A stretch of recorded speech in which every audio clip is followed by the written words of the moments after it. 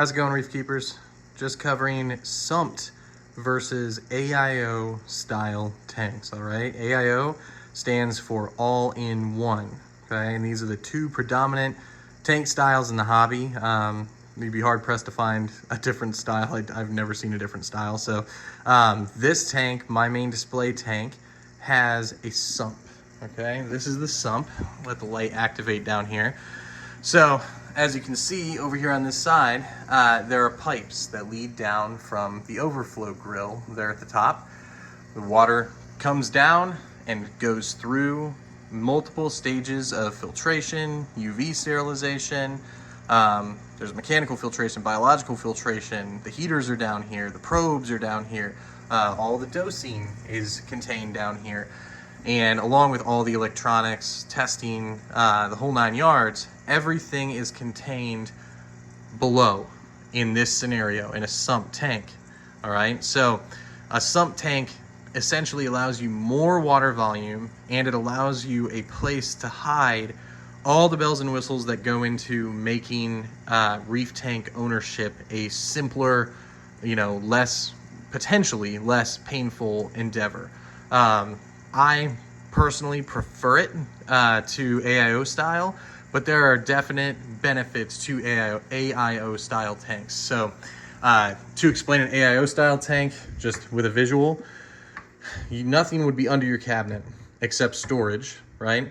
And then you would be left with just one chamber, like this overflow box, but it would be divided usually into multiple chambers in which you would stick your heaters, your filter media, that sort of thing, a small return pump, and the entirety of the tank's filtration system would be kept within one large glass box alongside the aquarium.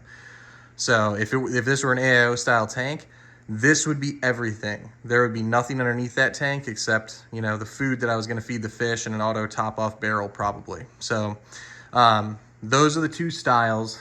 Obviously, with an AIO style tank, you have to be much more careful with equipment selection.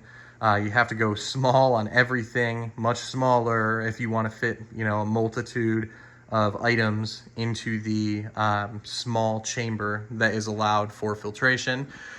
And every tank I've run that's AIO, I service a local reef tank that's an AIO style 65-gallon tank, and I've just got 2 heaters in there. The ATO, I've got just a standard DC pump, a pretty small style pump, and basically just some mechanical filtration and a very, very small skimmer that fills up much too quickly and easily. So that's a lot of stuff for an AIO, I would say. Most can't fit a skimmer. Skimmers are getting better, small skimmers are, but you will be limited if you take the AIO route. You will be severely limited in equipment variety and style, right? However, if you do go the sumped route, it is more expensive, of course. You're paying for extra glass, right? Extra engineering, extra piping. And typically now, unless you're making your own system, which this series really isn't for those people, typically now you'll do something like this setup, which comes with pre-cut plumbing, pre-sized everything, and it's essentially plug and play, right? All this was just, you can see where it screws together. It comes with all the valves and everything all included. Very, very simple to set up. And you have all this space for all your cordage, for all your different control boxes, and of course, you can hide this stuff. You do have typically a cabinet to play with an AIO style tank below it.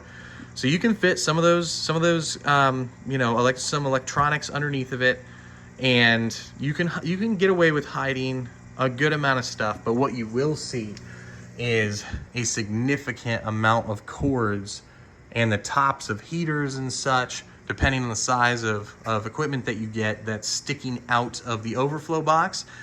So if aesthetics are critical to you and you're like, I wouldn't be able to stand seeing all that stuff draped over the side of the tank and into the filtration chambers, then you would probably be so annoyed by it that you should have gotten a sump tank to begin with.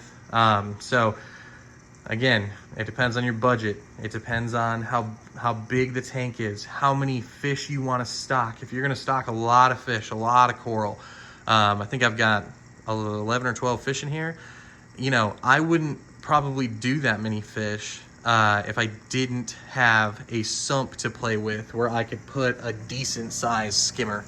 Okay, this isn't even a fancy skimmer, but it certainly keeps the water clean. Nitrates and phosphates are relatively low in this tank week to week. So you have to take all of these things into consideration. And with an AIO, I will say, having had one for many years, you do spend a lot of time and a lot of energy holding yourself back and restricting yourself so that you don't add one too many fish, and then over the course of a couple of weeks, the added bio load tanks the system, right? You have a max bio load that you can handle on an AIO. And on a tank like this, with a sump, there really, if I wanted to add another 5 fish, I could just upgrade this skimmer. I'm not gonna do that. I'm very happy with the amount of fish I have.